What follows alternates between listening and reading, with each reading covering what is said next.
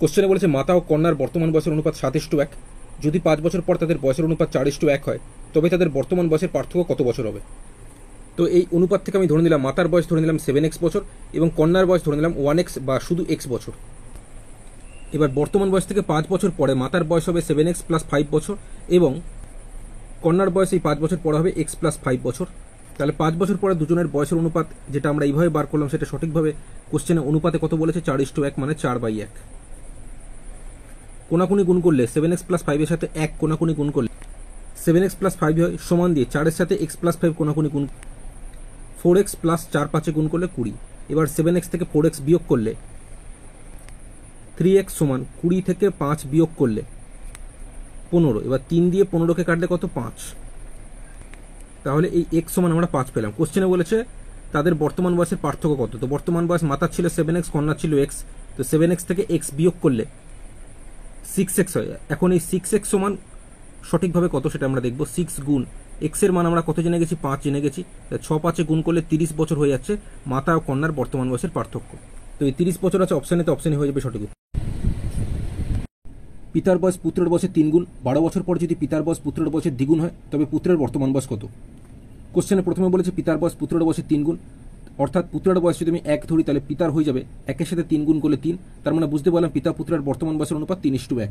এরপরে কোশ্চেনে বলেছে বর্তমান বয়স থেকে 12 বছর পরে যদি পিতার বয়স পুত্রের বয়সের দ্বিগুণ হয়, অর্থাৎ পুত্রের যদি 1 হয় তাহলে 1-এর সাথে 2 গুণ করলে 2 পিতার বয়স হয়ে যাচ্ছে অনুপাতের দিক দিয়ে। তাহলে বর্তমান বয়স থেকে 12 বছর পরে পিতা পুত্রের বয়সের অনুপাত 2:1 হচ্ছে। এখন এই পদ্ধতিতে করতে হলে উপর নিচ গ্যাপ সমান হতে হবে, কিন্তু আমি দেখতে পাচ্ছি উপরে 3 আছে নিচে 2 আছে, 3 থেকে 2 বিয়োগ করলে 1 হচ্ছে আর এখানে 1 থেকে 1 বিয়োগ করলে 0 হচ্ছে। গ্যাপ সমান নেই। সমান করার জন্য উপরের গ্যাপ দিয়ে নিচের দুটোকে গুণ, নিচের গ্যাপ দিয়ে উপরের দুটোকে গুণ করতে হবে। তো এখানে নিচের গ্যাপ আছে 2 থেকে 1 বিয়োগ করলে 1, 1-এর সাথে 3 গুণ করলে 1 3 3, 1-এর সাথে 1 গুণ করলে 1 1 1। তো এটা সমান ঠিক আছে, উপরেরটা ঠিক আছে। উপরের গ্যাপ কত হচ্ছে 3 থেকে 1 বিয়োগ করলে 2, 2 দিয়ে 2কে গুণ করলে 2 2 4, 2 দিয়ে 1কে গুণ করলে 2 1 2।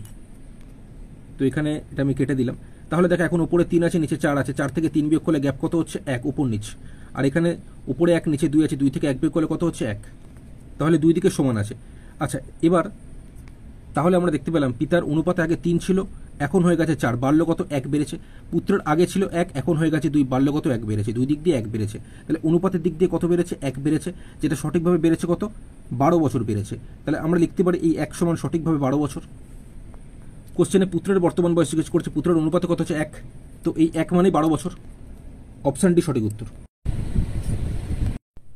দুধ ও জলের একটি 40 লিটার মিশ্রণে 10% জল আছে, কি পরিমাণ জল যোগ করলে নতুন মিশ্রণে 20% জল থাকবে? কোশ্চেনের প্রথম ক্ষেত্রে বলেছে 10% জল আছে।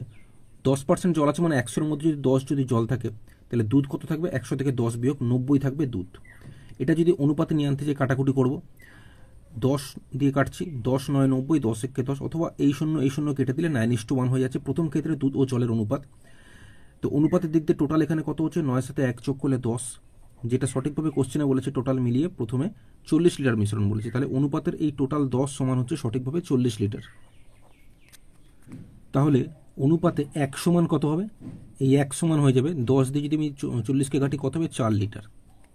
তো অনুপাতে তো জল 1 ছিল, তো 1 মানে সঠিকভাবে আমরা পেলাম 4 লিটার। 1 মানে যদি 4 লিটার হয় তাহলে অনুপাতের এই 9 সমান 9-এর সাথে 4 গুণ করলে 36 লিটার। তোমরা এই জায়গাটা এক্স ধরেও করতে পারো, ঠিক আছে। তো যাই হোক, তাহলে টোটাল ছিল 40 লিটার মিশ্রণ। এই 40 লিটার মিশ্রণের মধ্যে আমরা দুধ পেলাম 36 লিটার আর জল পেলাম 4 লিটার। যোগ করে দেখো 36 আর 4 যোগ করলে 40 লিটার হচ্ছে। তো ঠিকঠাক করেছি আমরা। এরপরে কোশ্চেনে বলেছে কি পরিমাণ জল যোগ করলে নতুন মিশ্রণে 20% জল থাকবে। কি পরিমাণ জল যোগ করলে, তো জল আমরা দেখতে পাচ্ছি কত আছে 4 আছে, তো আমি ধরে নিলাম x লিটার জল এর উপরে যোগ করতে হবে। তাহলে সেক্ষেত্রে জলের পরিমাণ হবে 4 তো ছিলই, আরও x লিটার যোগ করলাম মানে 4 + x লিটার হয়ে যাচ্ছে জলের পরিমাণ। দুধের কোনো পরিবর্তন হবে না কারণ দুধ মেশানো হয়নি। তো x লিটার জল মেশানোর ফলে নতুন মিশ্রণে কতটা জল থাকবে 20% জল থাকবে। 20% জল মানে 100-এর মধ্যে 20 যদি জল হয় তাহলে দুধ উপরেরটা দুধ কত হবে 100 থেকে 20 বিয়োগ করলে 80, ঠিক আছে।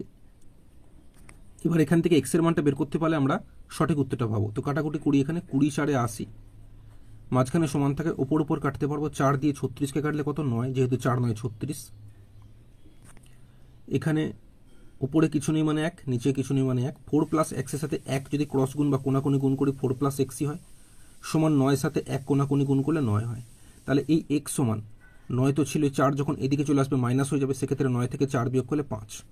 তাহলে আমি বলেছিলাম কি পরিমাণ জল যোগ করতে হবে, আমাদের x লিটার আমি জল যোগ করবো এটা ধরেছিলাম, তো x আমাদের 5 বের হলো, তার মানে 5 লিটার জল যোগ করতে হবে।